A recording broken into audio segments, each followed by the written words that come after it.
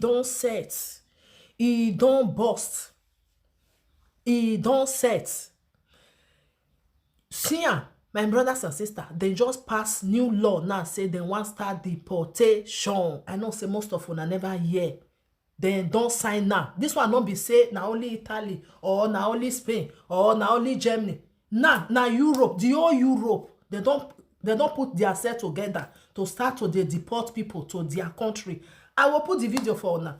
The video I get for Italian language. I still get the one way be say for Spanish. I go put the two for here. For those of you where they understand Italian language, you go listen.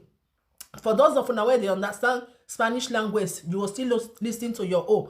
We all know say Germany don't they do their own before. Now as we just did now, they don't sign up for the whole Europe. They don't sign now. This one not be say maybe they not they deport for Italy like that. No, Spain not they do. They don't sign up now.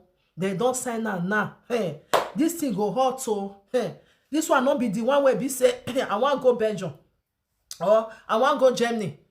Oh, I want to go the other side. As far as say you don't get paper, hey, voila, don't bust. Area don't scatter because you know, may we tell the truth. These European people, they don't still try. The truth is good when they talk and then try. Many people will be say he come by Libya, all this, you know, enter without no document. You know, say our country, you cannot try it.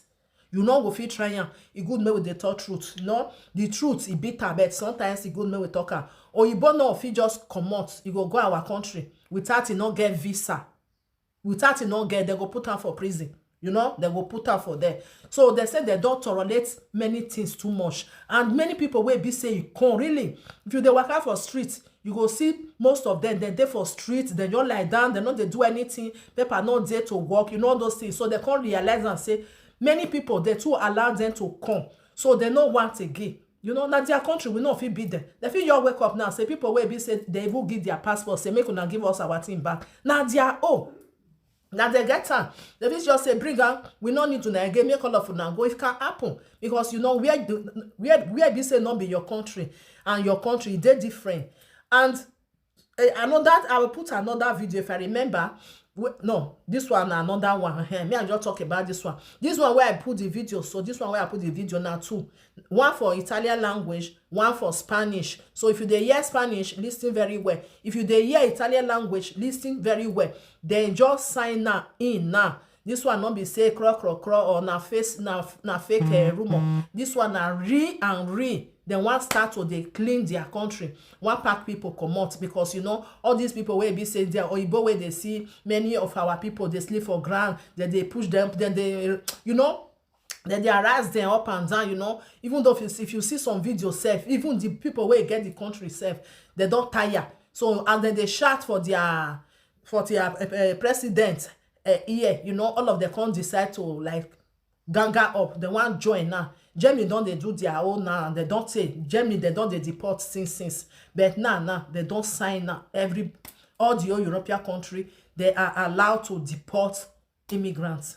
That's why I say make I put the video for now. Make una listen by una self. Make una not talk so na not here. So people go there now. Time where be say you go look for documents, you not look for. The time don't finish now.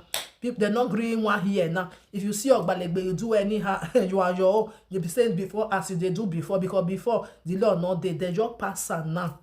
Now say make I bring a come from una. Una bye. Please send me to love and like and share for those of people we never hear. Make una listen well. Una bye for now. Voto sul regolamento dei rimpatri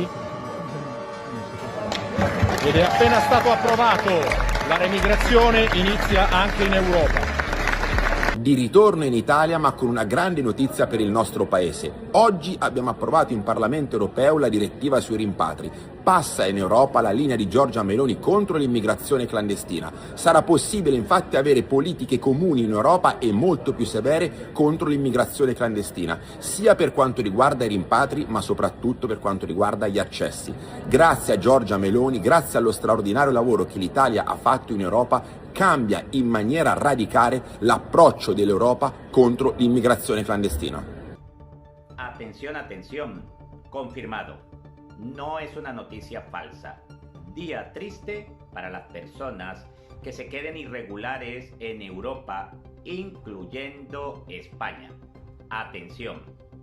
La Unión Europea aprueba agilizar expulsión de inmigrantes ilegales, adivina con el voto de quién, del PP y Vox. Han aprobado el reglamento para expulsiones de extranjeros que estén de forma irregular en toda Europa. Repito, incluyendo España. Y en este video te lo explico. Somos JB, asesoría y trámites de extranjería. Como lo decía al principio de este video, no es una noticia falsa, esto es una realidad, última hora. El Parlamento Europeo ha aprobado este jueves la agilización de la expulsión de los inmigrantes en situación administrativa irregular, gracias a los votos de los señores del PP y de Vox en la Eurocámara, así como el de la primera ministra Giorgia Meloni y el de Alternativa por Alemania, tal y como adelantó OK Diario. De este modo, el PP se ha desligado de la coalición habitual con los socialistas europeos, con quienes han venido pactando en el seno de la Unión Europea. Se ha aprobado un reglamento para expulsar rápidamente a extranjeros y, si se puede, también a terceros países.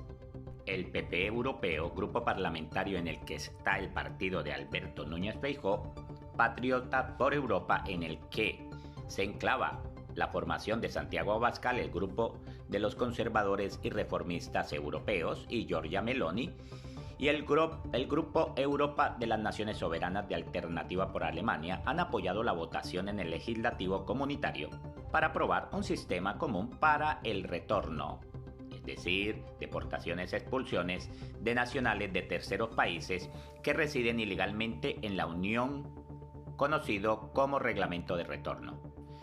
Básicamente es expulsar masivamente a todos los que estén de forma irregular. Lo siento, esto ya lo veníamos diciendo hace tiempo y esto se llama pacto migratorio.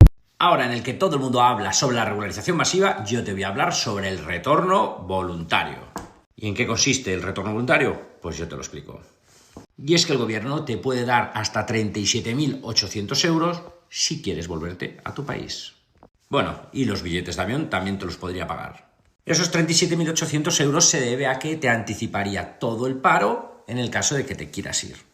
¿Y quién puede acogerse? Pues básicamente todas las personas extracomunitarias que lleven al menos 3 meses en nuestro país y que no tengan nacionalidad de ningún otro país europeo.